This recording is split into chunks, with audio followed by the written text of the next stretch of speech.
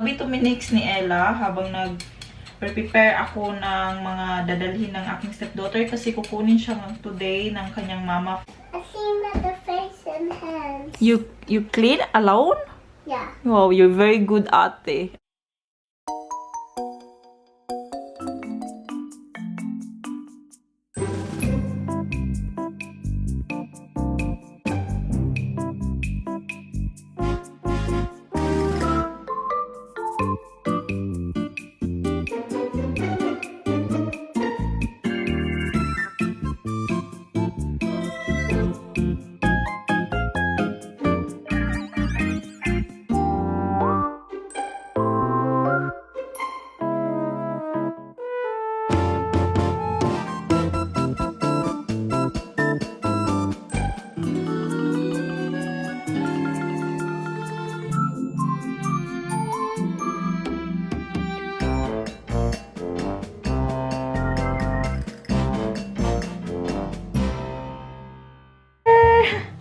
Hello, brother. Francine also died. Today is Friday. 1 week si Francine hindi nagpunta ng kindergarten kasi... Oh! You for late. Too late? No, you were not feeling fine. May sipon kasi siya, guys. And pag Not feeling well. yeah, not feeling well. Oh, come on, we go. Nakalimutan ko, guys. Alam yung floor namin. Oh, sus, ang ugly na talaga. Nakalimutan ko si Sis Gino ata to. Yung nagtatanong about sa crinkles. Sis, gumawa na naman ako, oh. Yeah, you gonna have.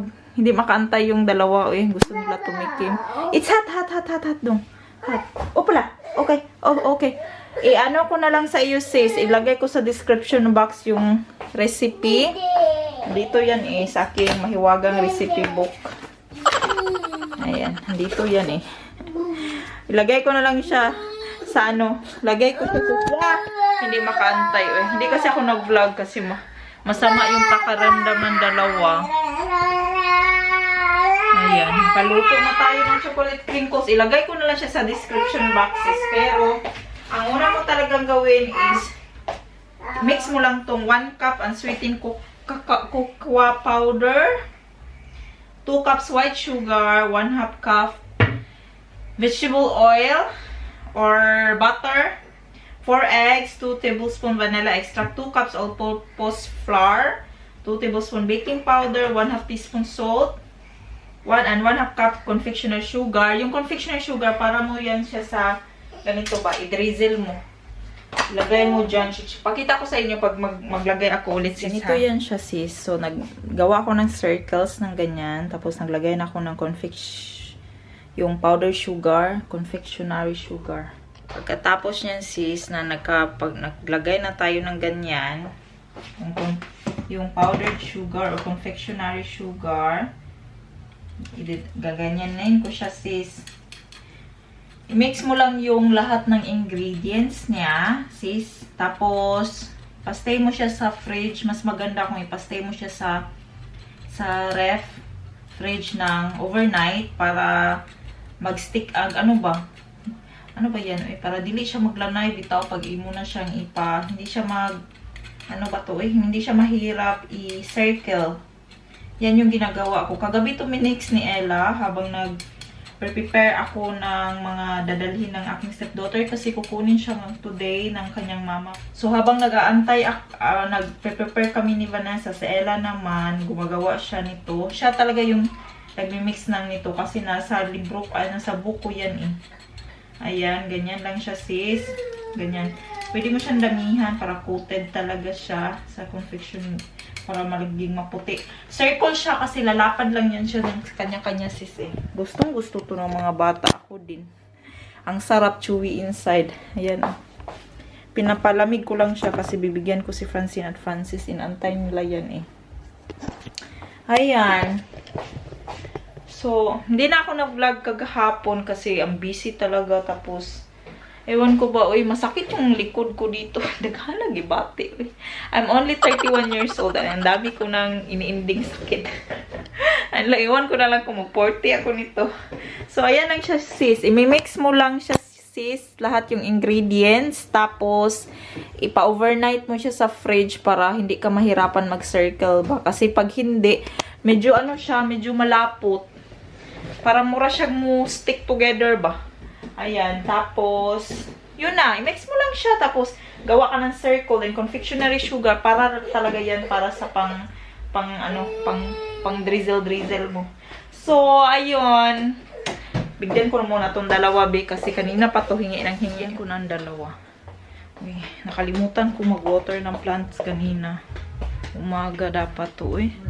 Kasi, namatay. Namatay. Layos na siya. Hindi kasi ako araw-araw nag-water kasi malata po kay over sa tubig. Tingog na.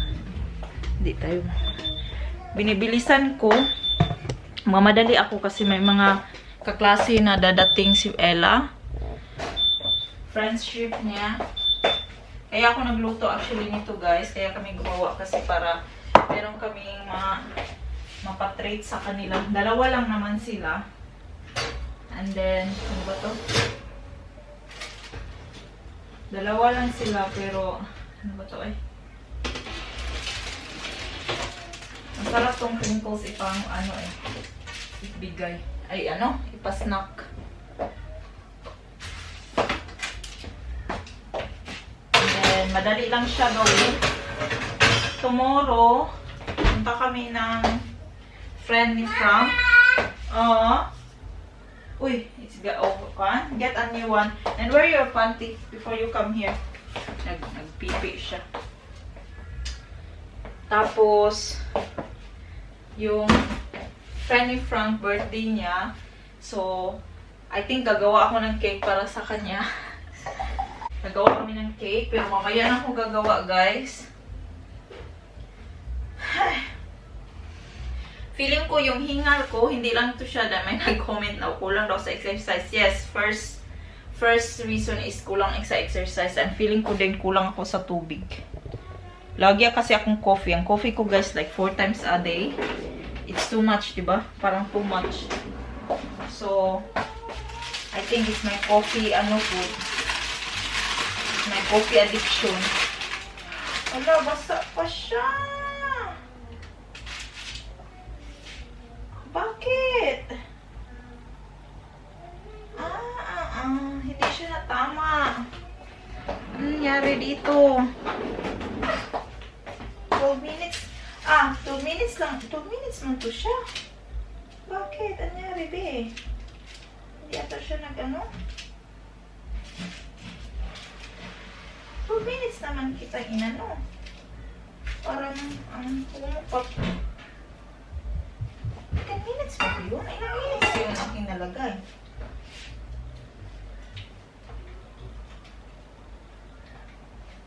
Ano natin, be? Tsaka kaya palang ang bilis imano. Lagay natin ito ulit, be. Kaya pala ang bilis na, ang bilis nagtingog sa alarm. Ang bilis naman. Nag-change ako ng lemons at the same time doon sa kukunin ko yan siya taod-taod. So, mag-water muna tayo ng plants. Nga pala, nagpa-check up na pala ako, guys, sa mata ko. And yan lang nyo ba ang sabi ng doktor sa mata na okay lang daw yung mata ko. Wala siyang problema. Hindi dahil wala siyang sabi yun? Wala akong problema sa mata. So, hindi ang mata ang reasons ng aking headache. Migraine talaga siya. And that's it. End of the end of mga check-up. Kasi diba, nagpa-MRI, nagpa-CT scan na ako sa ulo ko. Nagpunta ako talaga sa doktor sa mga ulo. Wala din. Wala siyang nakita. Ang nakita niya lang is migraine. Ang suspicion niya is migraine. Okay naman daw yung ulo ko. And then, medyo stress lang siya. And then, dito mayroon na siya na dito. And then, sa mata ko naman, okay lang siya din. So, migraine siya, guys. End of story. Wala na tayong magagawa. What? Is it yummy? Kumakain sila, They're making ice. Ice? Yeah? Yeah. By music din. Francis din. Yummy dong? Yeah. Sus, hindi na. Tomorrow, pupunta kami ng ano.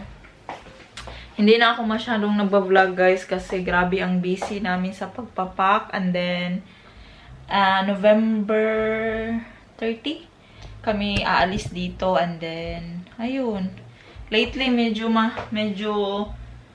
hindi ako nakakapag-edit kasi ang sakit ng balakang ko dito guys. Oh, dito talaga siya. Oh, masakit siya dito. Sakit talaga niya. Mga 3 days ata akong nag-unda sa sakit. Then ngayon, okay na siya. Ewan ko anong nangyari dito. Today pala is Friday. Ngayon dadating si Frank instead na kahapon kasi hanggang Monday siya dito last week. And then yun. This weekend or mag-spend siguro kami sa bagong lilipatan naming bahay for 1 week kasi meron kaming mga renovations na gagawin doon. And then papasilip ko sa inyo yung bahay for the first time. Nasa akin na kasi ang susi kasi kailangan naming mag-change ng wallpapers, kailangan namin ang floor sa taas kasi meron siyang sira, and then kailangan mag-install ng kitchen, pero wala pa kaming kitchen. Hindi pa na final yung kitchen namin. And then, so, madami pang gagawin. And then, we are not sure kung i-renovate talaga namin siya ng bonggang-bongga kasi we found out yung sa basement, napasukan siya ng tubig guys nung bumaha. Napasukan siya. Pero hindi siya bahaan na area doon. Pero nung malakas ang ulan, meron nga dito ibang places sa Düsseldorf, napasukan din siya ng tubig. Napasukan ng tubig yung basement. So, yung carpet na nandun sa basement, ano siya. So, nakapag-down payment na kasi kami. So, then nakapag-close na din kami dito sa, sa deal dito sa apartment. We found out that later nung nag-check kami sa bahay na, meron siyang, signs na napasukan ng tubig. So, very kami ni Frank ngayon kasi what if bahaan kami doon, di ba? So, napasukan siya ng tubig nung magbaha. Pero hindi naman siya ang sign, ang wall naman, hindi naman siya na may sign na ang taas ng baha. Medyo lang siya, napasukan lang yung floor, konting-konti. Tapos, kaya pala, medyo amoy yung carpet ba, yung basement, parang hindi siya mayroon siyang amoy yung basement. So, we found out it's from the baha. And then, so ayun, then kami sa owner na hindi na namin sinabi na hindi kami tutuloy kasi tutuloy talaga kami dapat kasi wala kaming malilipatan iba. And then, na-close na namin yung contract namin dito. Na-end na namin yung contract. So, very siya guys, very delikado if aming sasabihan ng owner na hindi ka na kami tutuloy. So, we were planning before na grabe yung renovations na gagawin namin kasi mayroon mga rooms na hindi talaga namin siya gusto.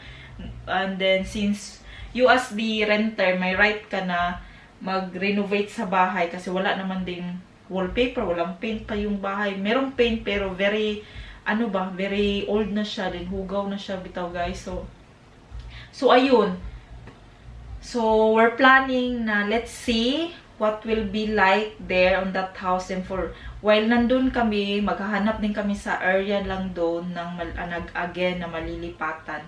Pero hindi pa yan siya final. Let's see what it is like pag andun na kami. Kasi, paano kung bahaan kami noon? Saan na lang, ginoo ko, lumipat tayo na, dito kami sa telephone, lumipat kami sa mabahaan na hinuon na moray kaingon.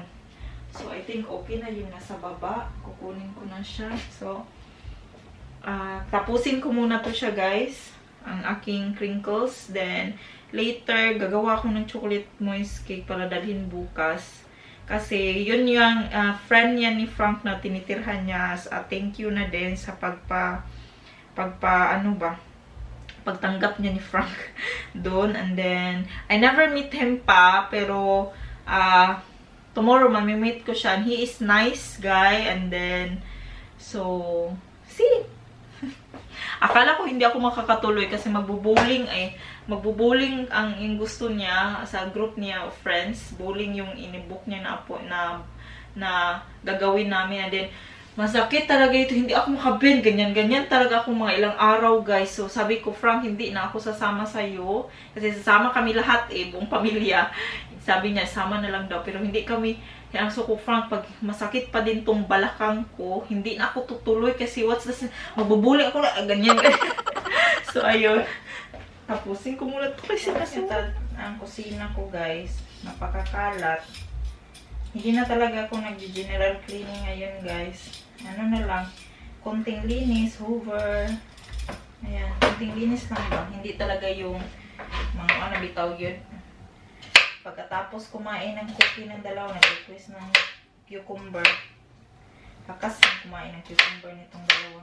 Mahilig yung mga bata dito ng mga ganyang pagkain. So, bibigyan ko sila.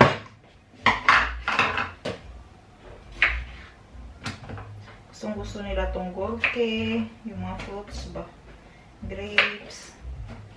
Ayan. Konti lang. Naluto, hapit na pala akong natapos, sa aking niluluto. Prepare ko na siya, ito yung si-serve ko mamaya sa mga kids.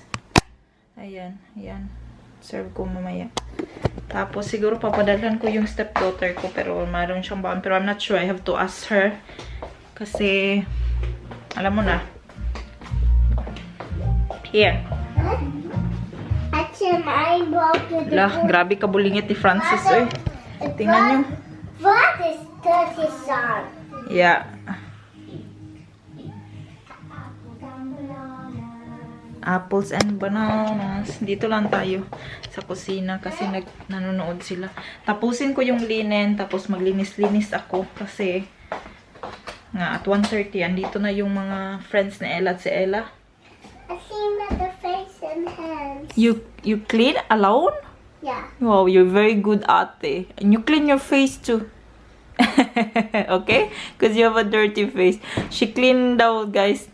Limpiwan daw niyang nawong sa iyang manghod o sa ang kamot. Kasi kumain yun ng chocolate crinkles at saka gurki. Nagkagubot ang nawong. Yan talaga si Francine. Very na sister. Nilinisan daw niya. So, natapos na tayong magluto. Maglinis na tayo dito, guys.